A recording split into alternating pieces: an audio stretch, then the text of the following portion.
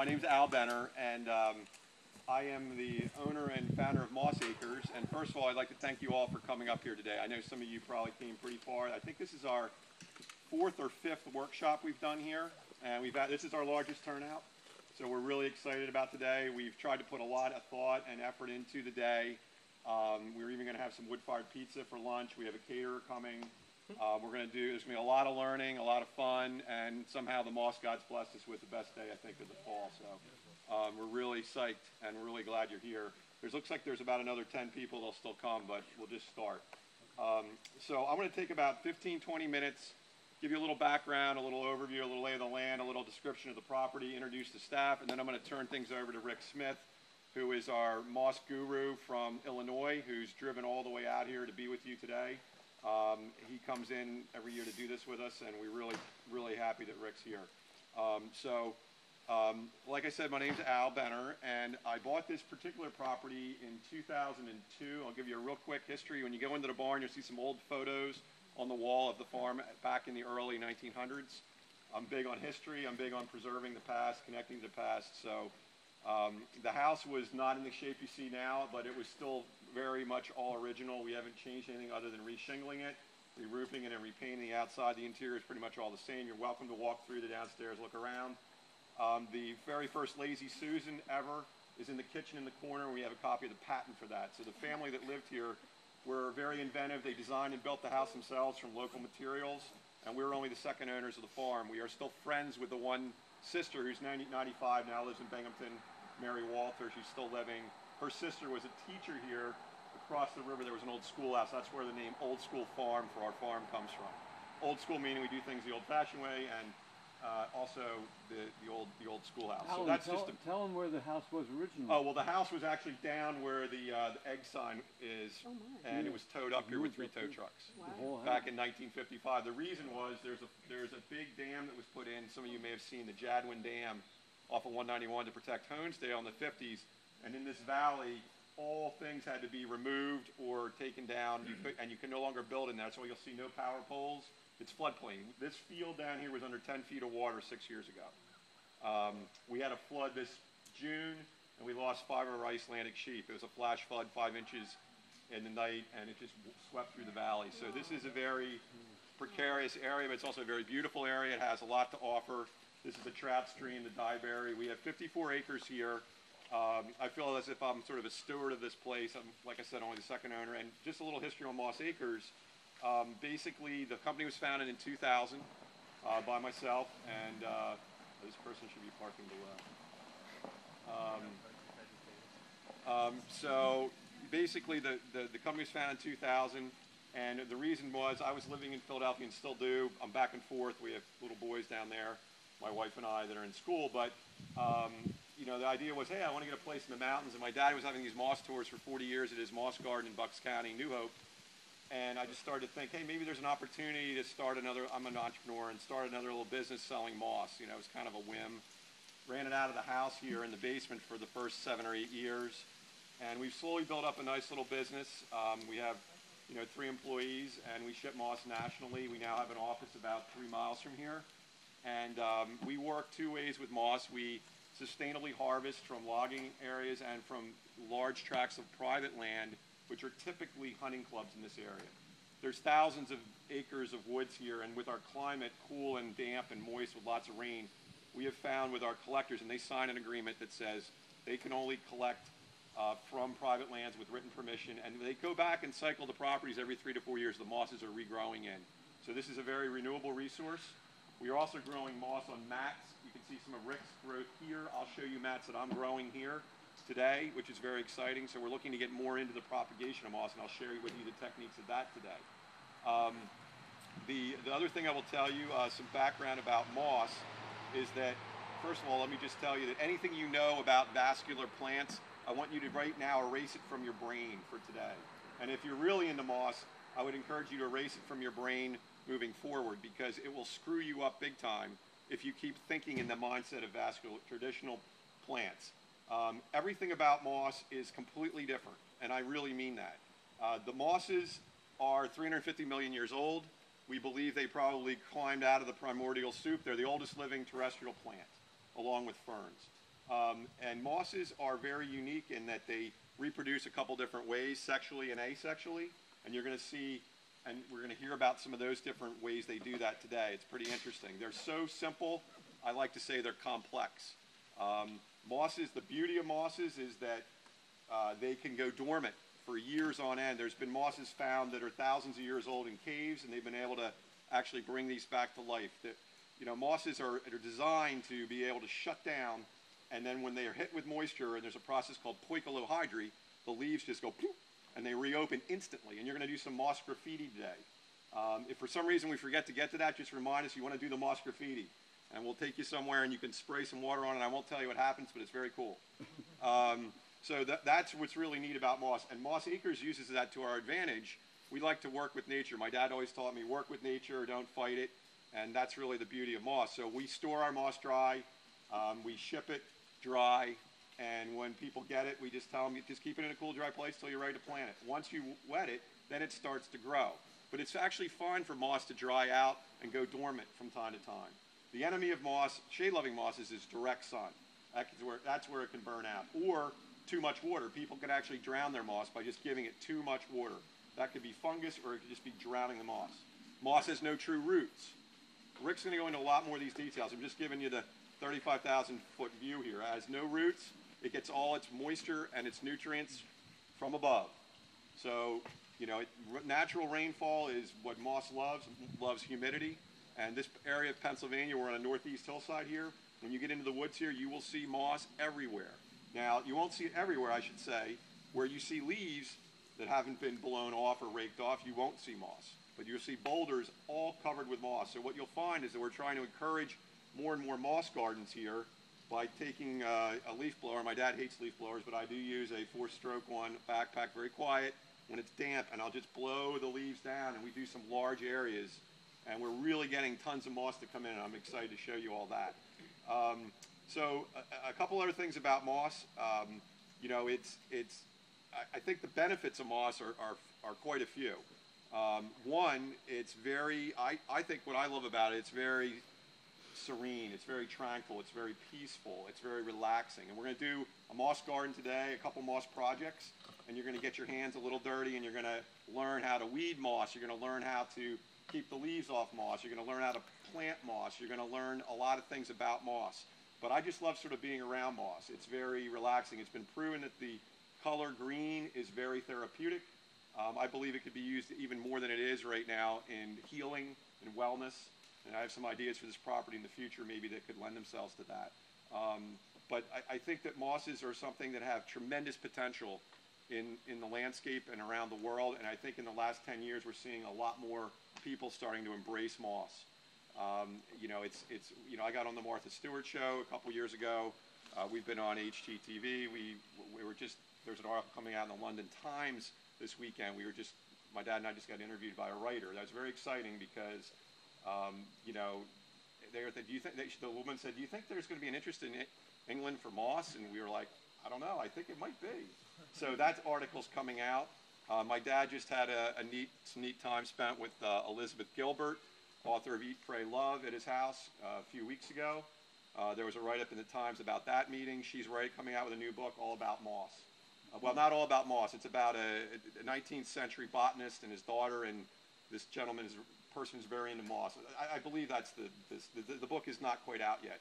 So she wanted to see my dad's garden. They spent a few hours together, eating moss capsules, spore capsules, and rolling around the moss. I don't know exactly what happened down there, but I wasn't there. But the bottom line is there's a lot more buzz about moss. We get calls all the time and emails, moss roofs, moss walls, and we've pretty much perfected the moss roof in shade.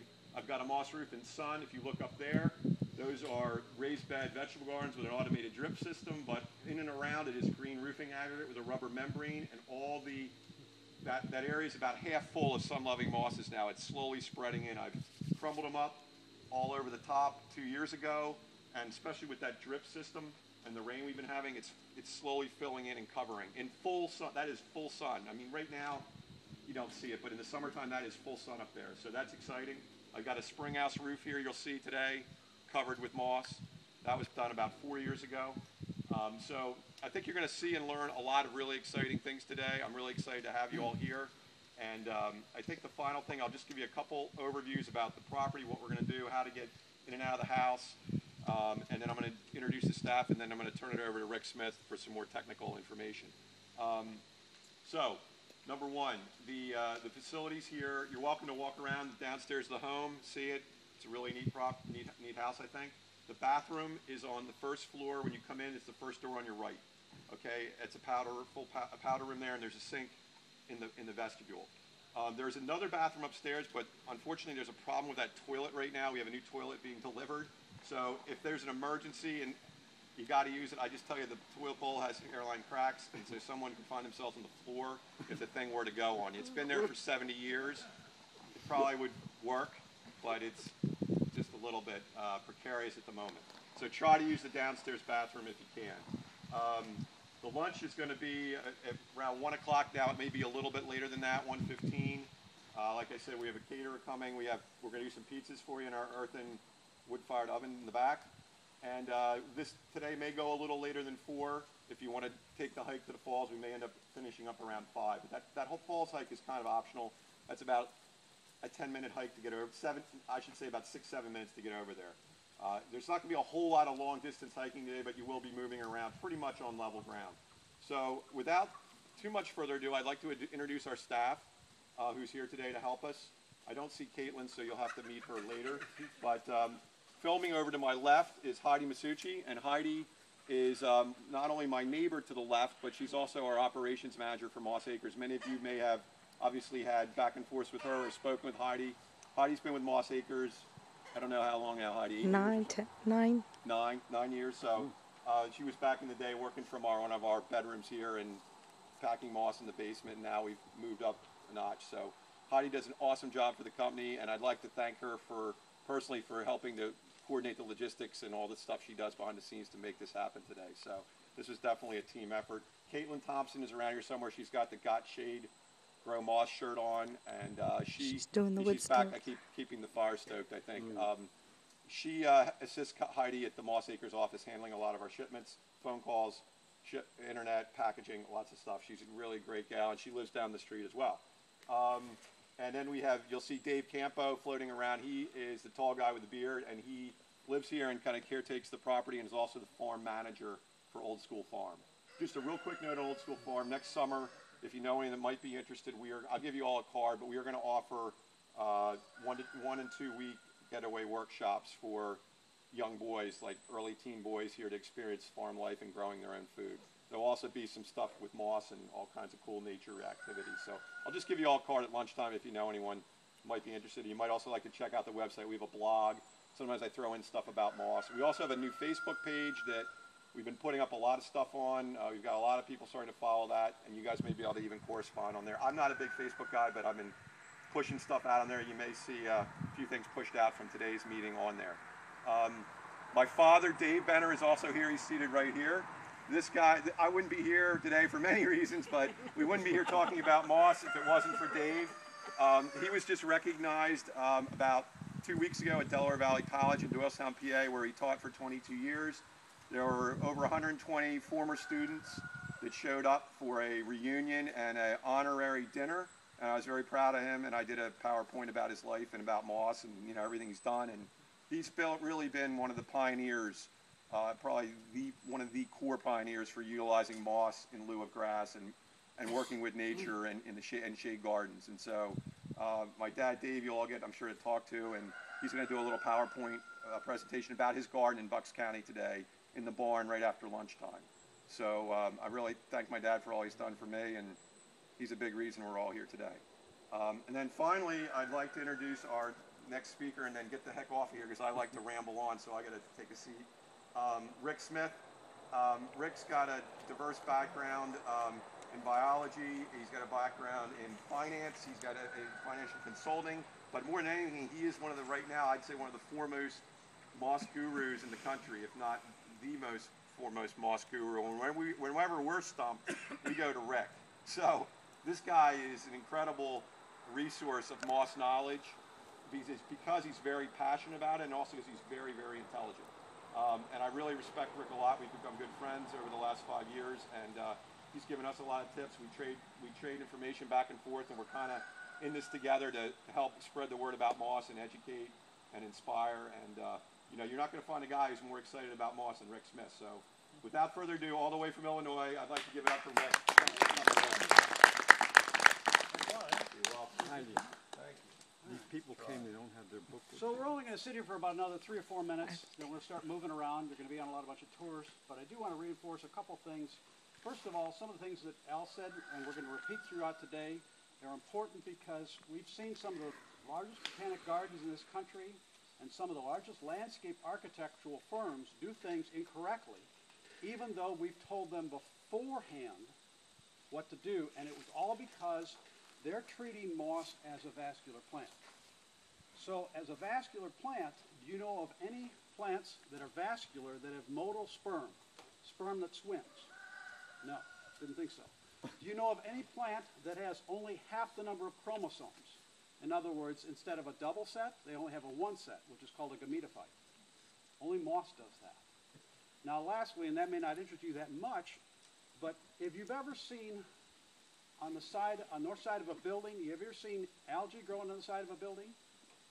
Okay, we've all seen that.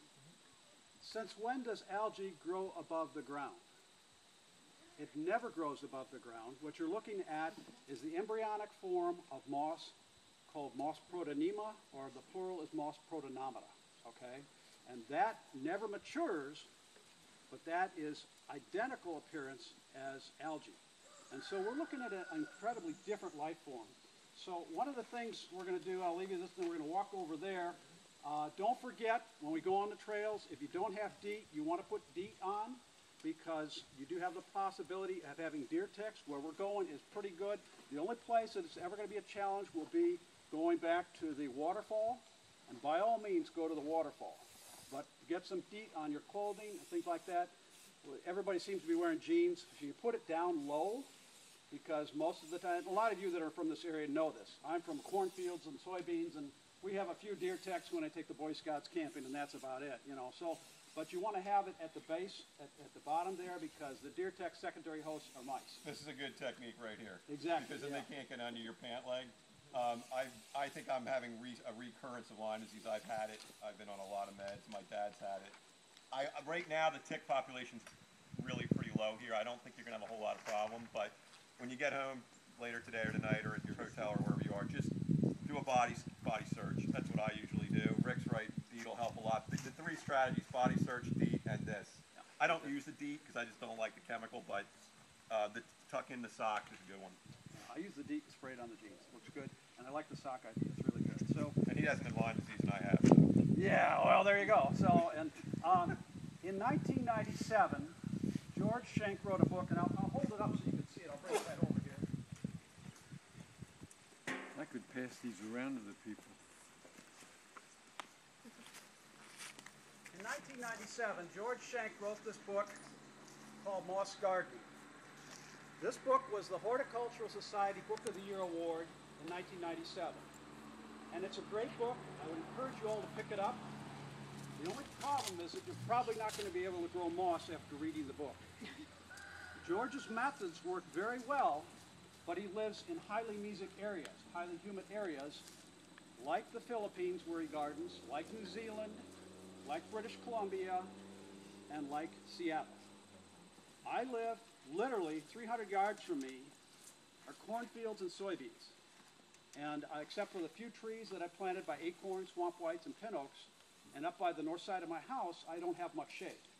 And yet I can grow mosses, and what's the moss right here? This is the fern moss, Thuidium delicaculum, the fern moss. And he says in 240 or 242, 3 different places in this book, he says that moss gardeners cannot grow the fern mosses. And only in highly mesic areas is it even possible, and yet I can grow it using a mat system. So we've got some neat methods. We're going to go over that. What I'd like you all to do right now is we're going to gather on the front patio. We're going to give you some introductions, and then after that we'll split off into groups, and we'll go from there. So, but if you don't have your DEET on, I'd get it on now.